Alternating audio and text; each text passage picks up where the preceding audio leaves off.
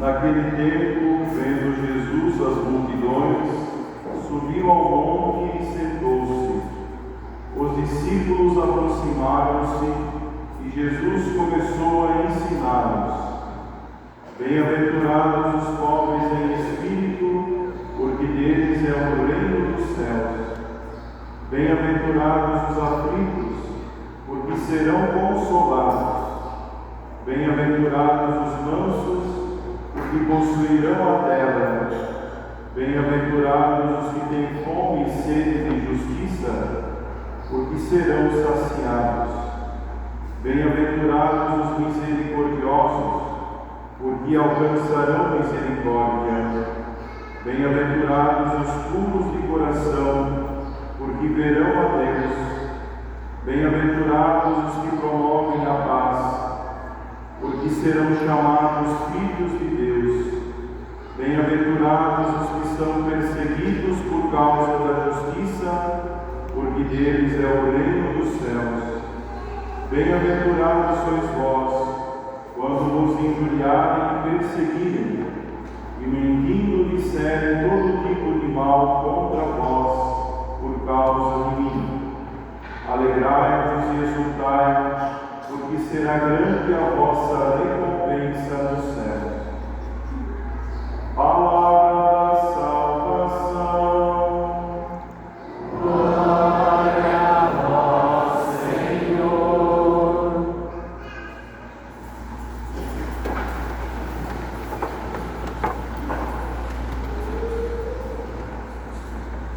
Louvado seja o nosso Senhor Jesus Cristo. Para sempre seja louvado. Queridos irmãos e irmãs, a Igreja reserva o mês de novembro para refletir sobre as últimas realidades do ser humano, que é a morte, o juízo final e o céu ou o inferno. São essas quatro realidades que a Igreja nos apresenta ao longo de todo este mês de novembro, para refletirmos, para percebermos, fazermos um exame de consciência e percebermos por onde nós estamos caminhando, aonde nós queremos chegar. Se nós queremos chegar realmente no céu ou se nós, porventura, queremos ir para outro lugar. Cabe a nós fazermos esse exame de consciência. A Igreja nos apresenta, é claro, a realidade da sua beleza. A Igreja triunfante.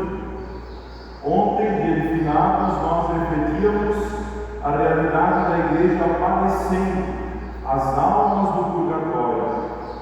São aquelas que morreram na amizade com Deus, no estado de graça, mas que precisavam purificar-se de alguns dos seus pecados leves, veniais. Por isso, precisam passar pelo purgatório. Mas hoje a igreja nos convida a refletir sobre a sua realidade triunfante, a igreja celeste, a Jerusalém celeste. E nos faz perceber, meus irmãos, que a igreja não é uma mera instituição terrestre, humana, que termina aqui. A igreja vai além daquilo que nós vemos.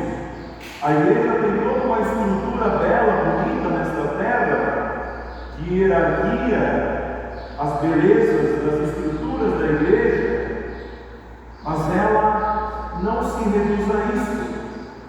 A igreja ultrapassa até mesmo a morte, assim como o seu fundador, nosso Senhor Jesus Cristo, ultrapassou a morte e hoje é ressuscitado, de tal modo que nós podemos dizer que Ele está no meio de nós. Pelo menos 3 vezes na liturgia nós dizemos: Ele está no meio de nós, porque ressuscitado. A igreja também ultrapassa a morte. E nós, como membros da igreja, como filhos da igreja, como filhos de Deus, que é o grande presente que Deus nos dá pelo sacramento do batismo, como nós bem ouvimos na segunda leitura, nós, como seguidores de Jesus ressuscitado, também poderemos participar da igreja triunfante, da Jerusalém celeste, desta multidão, como nós ouvimos na primeira leitura do livro do Apocalipse, esta multidão que contempla a face do Cordeiro, diante do trono do Cordeiro, o adoram, o louvam e se alegram, se plenificam, porque diante de Deus, diante do Cordeiro, não existe mais carências, não existe mais necessidades, não existe mais limitações humanas. Diante de Deus nós nos plenificamos. Esta é a graça da santidade. É aquilo que nós devemos almejar, meus irmãos. E nós temos que querer de fato. Deus espera este nosso querer. É Ele quem nos faz santos. Mas nós precisamos aderir a esta grande graça da santidade. Deus nos deu a livre-arbítrio para isso, para nos decidirmos por Ele. Esse é o grande mistério de amor. Deus nos deixa livres, ansiando que nós o queiramos, que nós o busquemos, que nós bebamos da fonte de santidade na Sagrada Liturgia, nos sacramentos, no seio da Igreja do Senhor. E a liturgia nos ensina que só Deus é santo. Nós cantamos no Glória: só vós sois o santo, só vós o Senhor. No canto do santo nós dizemos 3 vezes santo, santo, santo, santo, Senhor Deus do universo. O Padre, na oração eucarística, também diz: na verdade, ó Pai, vós sois santo e fonte de toda a santidade. Como entender esta realidade? A liturgia nos ensina que só Deus é santo. E nós somos chamados a sermos santos. Como compreender isso? Jesus no Evangelho diz: sede santos como o Pai é santo, sede perfeitos como o Pai é perfeito, sede misericordiosos como o Pai é misericordioso. São Paulo, em suas cartas, algumas vezes ele diz: sede santos e irrepreensíveis diante de Deus. Mas a liturgia diz que só Deus é santo. E a Bíblia também diz: só vós sois o santo. Como entender então essa realidade? Só Deus é santo, mas eu tenho que ser santo. É porque, meus irmãos, nós somos chamados a participar da santidade de Deus. Não somos santos por nós mesmos. Precisamos beber da fonte da santidade que é o próprio Deus. Aqui está o segredo que precisamos compreender muito bem, porque às vezes nós podemos achar que ser santo depende do meu esforço apenas. Eu preciso ser santo por mim mesmo, e não é por aí não. Não é com o meu esforço apenas. O esforço da minha parte faz parte, claro. Esforçai-vos a entrar pela porta estreita. Mas esse esforço eu vou conseguir, eu vou me tornando robustecido na fé, na busca pela santidade a partir da minha vida de oração, da minha intimidade com Deus, da vida sacramental. Os sacramentos nada mais são do que um encontro que nós temos com Deus, com a sua graça, que nos alcança, que nos capacita a sermos santos. Então, só Deus é santo e nós precisamos ir ao seu encontro, entrar em comunhão com Deus, cultivar esta amizade profunda com Deus, para também nós sermos santos nele. A vida de todos os santos da igreja, se nós formos pesquisar, foi assim: amigos de Deus. Eles foram grandes amigos de Deus, tiveram uma profunda intimidade com Deus, por isso participaram da santidade de Deus. É assim que nós podemos ser santos, meus irmãos, e nós já temos tudo a nosso favor nesse sentido. Já somos batizados, já estamos marcados com o selo que pertence a Deus. Isso significa santidade. Já dizemos que Deus é nosso Pai, e nosso Pai é santo, então, como herança, como presente, recebemos o dom da santidade. Já temos o Espírito Santo, tanto pelo sacramento do batismo quanto pela crisma, a graça do Espírito Santo, que pode agir em nós, pode fazer maravilhas em nossa vida, como fez na vida de Nossa Senhora. Nós temos a Eucaristia, que é o próprio Cristo que habita no nosso coração, que vem até a nossa alma e nos capacita também. E nós temos um sacramento que é muito especial para a busca pela santidade, o sacramento da confissão. Que maravilha esse sacramento, meus irmãos, e às vezes tão banalizado, deixado de lado.